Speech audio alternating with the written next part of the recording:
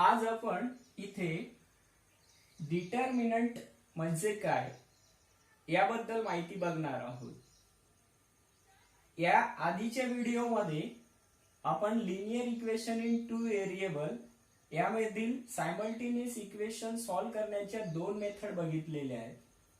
Practice set 1.1 मध्ये elimination method बघितलं आणि प्रॅक्टिस सेट 1.2 मध्ये ग्राफिकल मेथड बघितलं।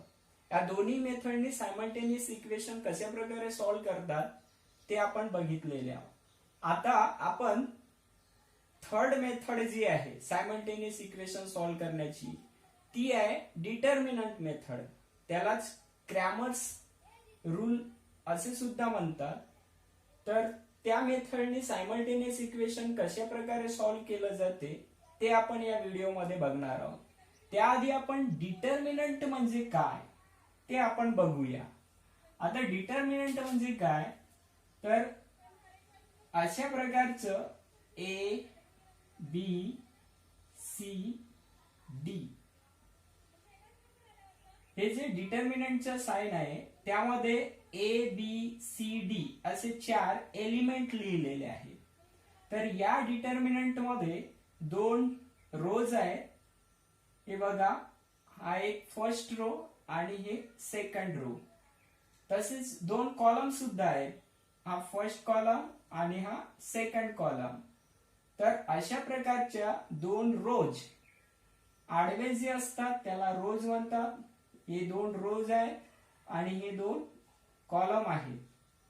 एक कॉलम आहे आणि हे काय आहे रोज। दोन रोज आणि दोन कॉलम अशा प्रकारचे जे एलिमेंट्स या साइन मध्ये ठेवलेले असतात त्याला डिटर्मिनंट म्हणतात। Is a determinant. डिटर्मिनंट।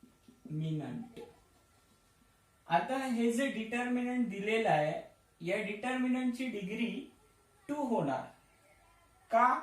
कारण इथे दोन रोज आहेत आणि दोन कॉलम आहेत, म्हणून या डिटर्मिनंटची डिग्री जी होणार आहे ते 2 होणार आहे।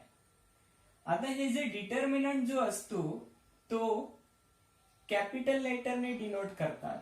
म्हणजे डिटर्मिनंट डिनोटेड बाय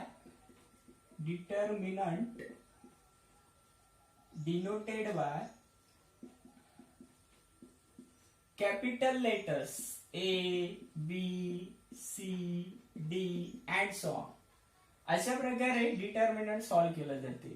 म्हणजे जर मला याला डिटर्मिनंटला सो करायचं असेल तर मी याच डिटर्मिनंटला असं लिहू शकतो A is equals to determinant A B C D.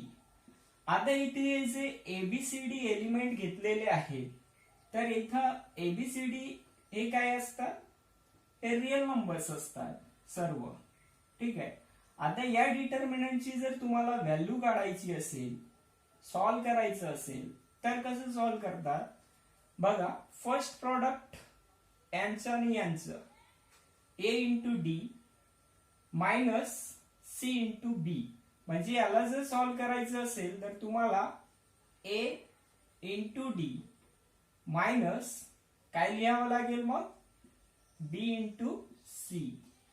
तर अशा प्रकारे तुम्ही या डिटर्मिनंटची व्हॅल्यू काढू शकता। तर या डिटर्मिनंटवर तुम्हाला बोर्डामध्ये 1 मार्कासाठी किंवा 2 मार्कासाठी एक्झाम्पल विचारलं जाते आणि तो एक्झाम्पल असा असतो, बघूया आपण। सॉल्व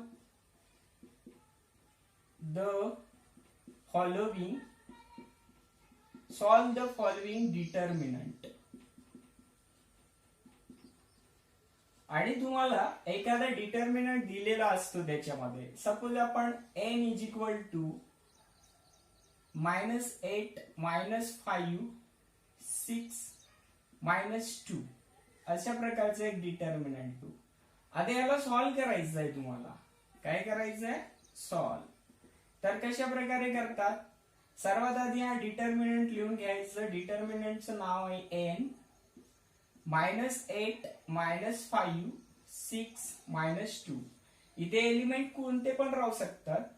आता सर्वात आधी काय करायचं ए बी म्हणजे -8 -5 हा ए आहे, हा बी आहे, हा सी आहे आणि हा डी आहे. तर तुम्हाला फर्स्ट प्रॉडक्ट काय करावं लागते, यांचं फर्स्ट प्रॉडक्ट म्हणजे काय करायचं is equal to first product करायचंय तुम्हाला -8 इंटू -2 ह्या दोघांचं मल्टिप्लिकेशन. ठीक आहे, हा झालाय तुमचं फर्स्ट प्रॉडक्ट. मग मायनसचं साइन द्यायचं बघा. नंतर बी आणि सी हा आणि हा -5 आणि 6 यांचं मल्टिप्लिकेशन करा. -5 इंटू 6 अशा प्रकारे. मग यांना सॉल्व्ह करा. बघा -8 into -2 minus into minus plus होतो. 8 इंटू 2 16 होणार. मग इथे मायनसचं साइन आहे तर मायनस. -5 इंटू 6 हे पॉझिटिव्ह आहे निगेटिव्ह. निगेटिव्ह इंटू पॉझिटिव्ह केलं तर निगेटिव्ह आन्सर्स येणार. म्हणजे 5 6 30 -30 होणार. आणि मग 16 मायनस इंटू मायनस प्लस होणार 30. तर याचा आन्सर्स येणार 16 प्लस 30 मीन्स 46. अशा प्रकारे हे या डिटर्मिनंटची व्हॅल्यू झाली. तर अशा प्रकारे तुम्ही प्रॅक्टिस करू शकता वेगवेगळे एक्झाम्पल घेऊन. तुम्हाला बुक्स मध्ये खूप सारे एक्झाम्पल्स दिलेले आहेत, त्यांची प्रॅक्टिस करा.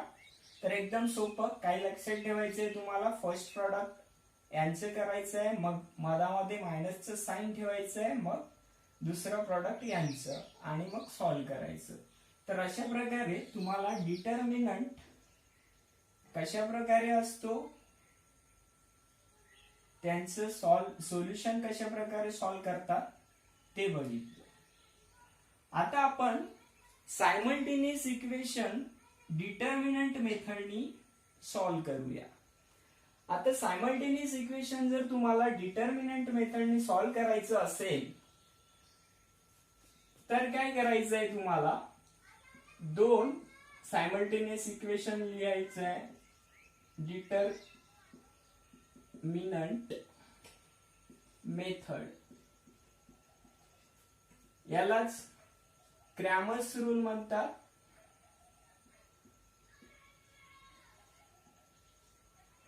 Cramer's rule determinant method.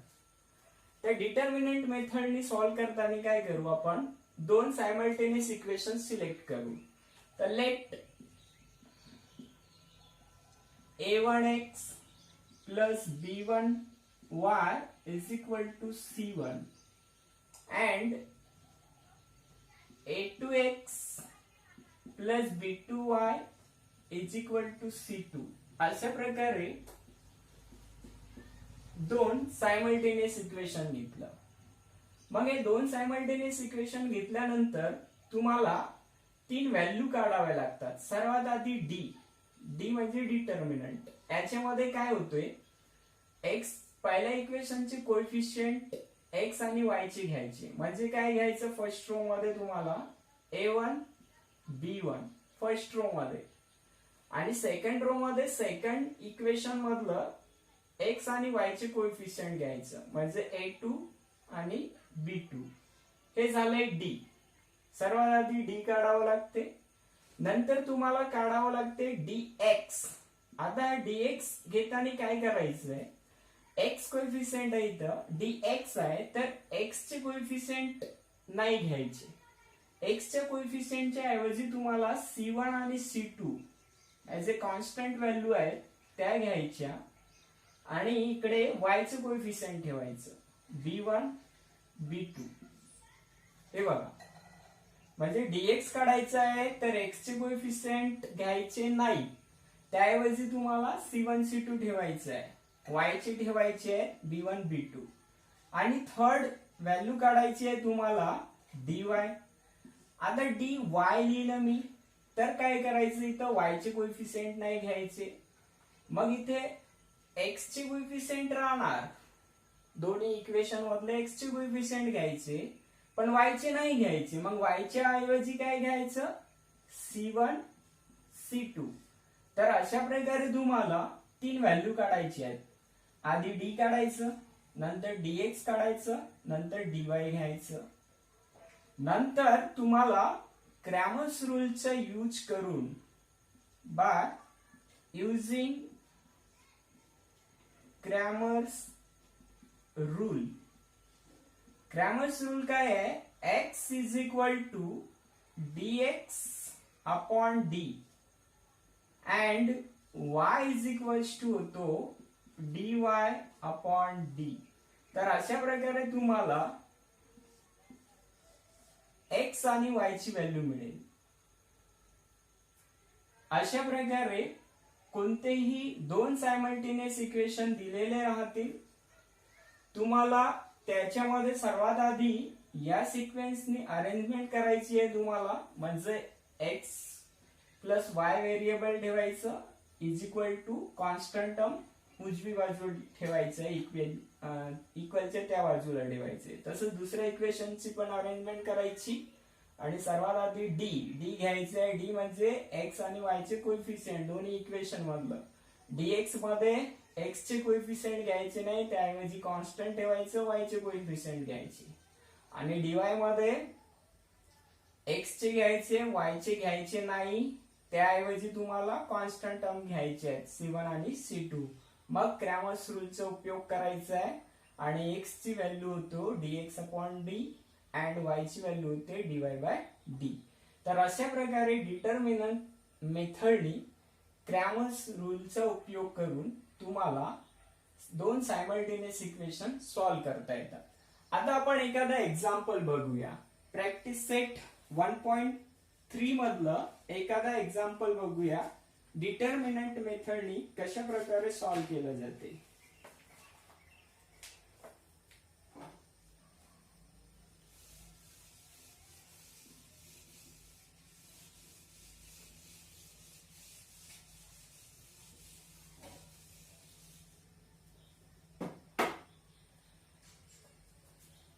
बघा, प्रॅक्टिस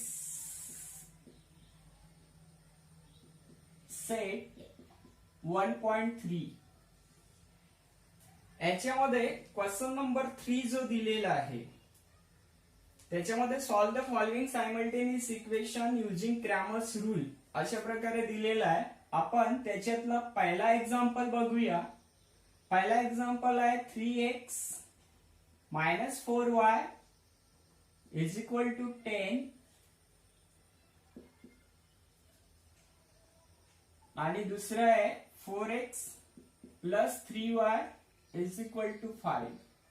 तुम्हाला काय करायचं आहे ते क्वेश्चन थर्ड जो आहे, third solve the simultaneous equation using Cramer's rule.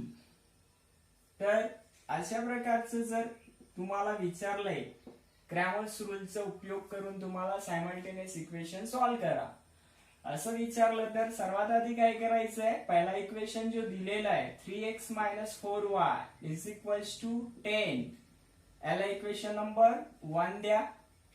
दुसरा इक्वेशन आहे 4x plus 3y is equal to 5 याला इक्वेशन नंबर 2 द्या. आता इथे तुम्ही हे बघा, ज्या प्रकारे हे दोन इक्वेशन दिलेले आहेत तसेच जे दोन इक्वेशन आहेत तुम्ही जर यांची कंपेअर केली तर तुम्हाला x चा कोएफिशिएंट इथे a1 आहे, इथे 3 आहे. y चा कोएफिशिएंट b1 आहे, इथे -4 आणि c1 ची व्हॅल्यू आहे 10. जर तुम्हाला लिहायचं असेल तर असं लिहू शकता. हियर a1 ची व्हॅल्यू किती होणार 3 आणि b1 ची व्हॅल्यू होणार -4 आणि c1 ची व्हॅल्यू होणार 10.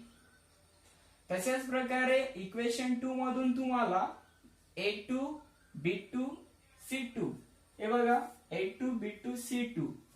तर a2 ची व्हॅल्यू जर कंपेअर केलं तर 4, b2 ची व्हॅल्यू होणार 3 आणि c2 ची व्हॅल्यू होणार 5. अशा प्रकारे तुम्ही लिहू पण शकता. जर डायरेक्ट समजत असेल तर डायरेक्ट मग डी घ्या, नाहीतर मग असं लिहा. ठीक आहे. आता आपण सर्वात आधी काय काढायचंय, डी काढायचं. डीचं फॉर्म्युला काय आहे तुमचं, A1 B1 पहिल्या इक्वेशन मधलं, इकडे A2 B2 घेतलं. आता या ठिकाणी तुम्ही ठेवा A1 ची व्हॅल्यू किती आहे 3, B1 ची व्हॅल्यू -4, A2 ची व्हॅल्यू 4, B2 ची व्हॅल्यू 3. आणि याला सॉल्व्ह कसं करतात, फर्स्ट प्रॉडक्ट नेहमी लक्षात ठेवा हाच घ्यायचं, म्हणजे 3 into 3 फर्स्ट प्रॉडक्ट झालं. नंतर मायनसचं साइन द्यायचं आहे तुम्हाला, नंतर ह्या दोघांचं मल्टिप्लिकेशन. डिटर्मिनंट अशाच पद्धतीने सॉल्व्ह करतात. आपण एक एक्झाम्पल बघितलं सुरुवातीलाच. दुसरं काय होईल, -4 into 4 अशा प्रकारे. आता 3 into 3 9, नंतर -4 into 4 मायनस आणि हा प्लस आहे, तर मायनस इंटू प्लस मायनस होणार, यांचा जो मल्टिप्लिकेशन आहे तो मायनस मध्ये येणार. आणि 4 into 4 16, नंतर मायनस इंटू मायनस काय होते प्लस 16. मग इथे 9 + 16 किती होणार तुमचे 25. तर हे झाली तुमची डी ची व्हॅल्यू. अशा प्रकारे तुम्हाला डी काढायचं आहे. डी मिळालं. डीच्या नंतर तुम्हाला काढायचं आहे dx. काय काढायचं आहे dx. डी काढून झाल्यानंतर dx काढा. dx चं फॉर्म्युला बघा, dx x आहे तर x चे कोएफिशिएंट घ्यायचे नाही, काय घ्यायचे y चे. पण त्या ठिकाणी तुम्हाला कॉन्स्टंट टर्म हे C1 C2 घ्यायचं आहे. म्हणजे इथे तुम्हाला C1 C2 येणार आणि B1 B2. फॉर्म्युला तुम्हाला जर आलं तर आरामात तुम्ही सॉल्व्ह करू शकता. C1 C2 ची किंमत किती आहे 10 आणि 5. B1 B2 हे बघा आपण काढून ठेवलंय -4 3. नंतर सॉल्व्ह करा. फर्स्ट प्रॉडक्ट काय होणार इथे 10 into 3 मायनस, मग second product -4 into 5 is equal to 10 into 3 30 minus -4 into 5 -20 30 minus into minus plus 20 is equal to होणार 50. तर ही तुमची व्हॅल्यू झाली dx. बघा डी काढला, dx काढला. आता तुम्हाला काय काढायचं आहे dy. तर dy काढूया आपण.